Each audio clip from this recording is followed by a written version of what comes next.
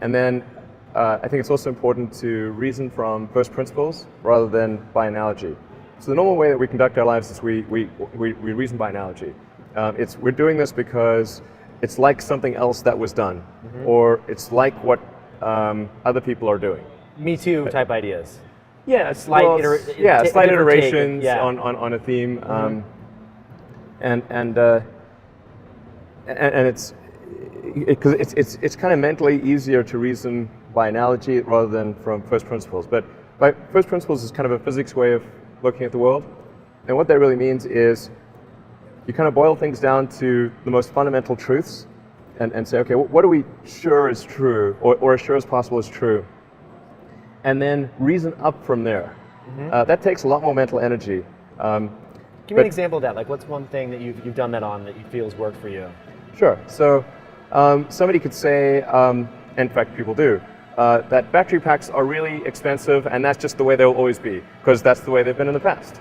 You're like, well, no, that's pretty dumb, because if you applied that reasoning to anything new, then you wouldn't be able to ever get to that new thing. Right. It's like you can't say, horses, nobody wants a car because horses are great and we're used to them and they can eat grass and there's lots of grass all over the place, and there's no gasoline that people can buy, so people are never going to get cars. Right. People did say that.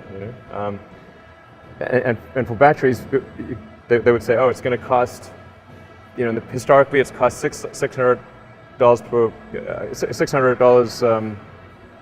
per kilowatt hour, and so it's not going to be much better than that in the future. And you say, no, okay, well, what are the batteries made of? So first principles would be to say, okay, what are the material constituents of the batteries?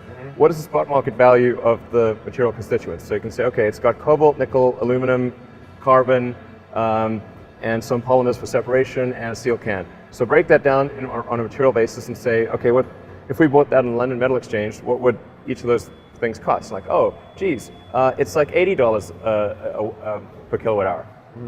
So clearly, you just need to think of clever ways to take those materials and combine them into the shape of a battery cell, and you can have batteries that are much, much cheaper than anyone realizes.